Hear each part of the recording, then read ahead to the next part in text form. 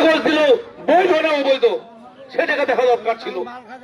কিন্তু বন্ধুগণ, আজকে সাধারণ মানুষকে হয়রানি করার জন্য আজকে আমাদের ভোট নিয়ে আজকে দিদি মোদি এবং সবাই যে আজকে রাজ্য চালাচ্ছে, আজকে আমরা অবৈধ, তার জন্য আজকে জনগণ গর্জে উঠেছে।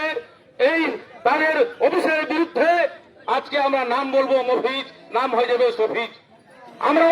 আমরা বলি, যে কোনো জায়গায় বলি আমার নামটা লিখুন।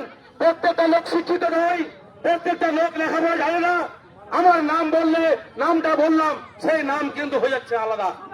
এটা ভুল, প্রত্যেকেরই ভুল। এই ভুলটাকে সংশোধন করতে হবে। আমি বলবো আজকে আমরা যারা এখানে সামিল হয়েছি তাদের সাথে আমারও সহমত।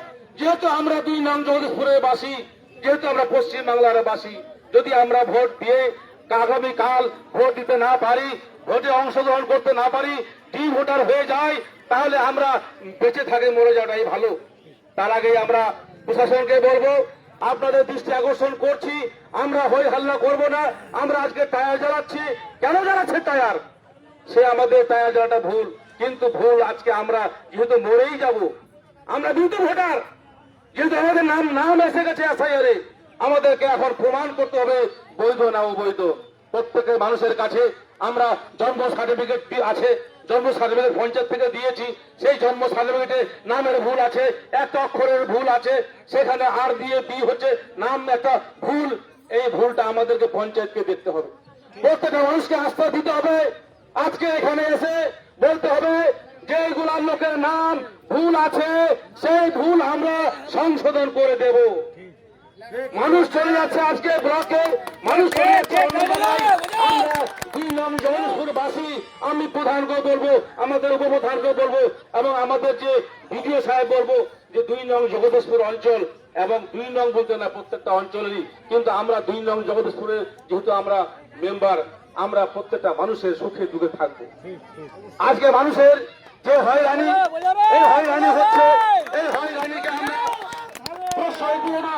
আমরা হয়রানি যেইভাবে সমাধান করতে হয় আমরা সমাধান করতে চাই। তাই প্রত্যেককে আমি বলবো, যেহেতু আমাদের প্রশাসন আছে, একটু হই হাল্লা না করে আমরা এমন কাজ করবো না, কোনো টায়ার জ্বালাবো না, কোনো কথায় আগুন জ্বালাবো না, কারো গাড়ি ভাঙচুর করবো না, আমরা কোনো সরকারি সম্পত্তিতে হাত লাগাবো না। আমাদের একটাই দাবি, সেই দাবিটা পূরণ করতে হবে। এসআইআর এর দাবি আমি শুনলাম আমাদের এখানে বিএলও আছে, বিএলওরা ভয় পাচ্ছে যে যদি আমরা এই ভোটারের নাম বৈধ লিখে পাঠাই আমাদের অসুবিধা হতে পারে। এখন কি করেছে, 12 একটা সেন্টার তৈরি করেছে। আমরা চাই, আমরা 12 কেন যাব?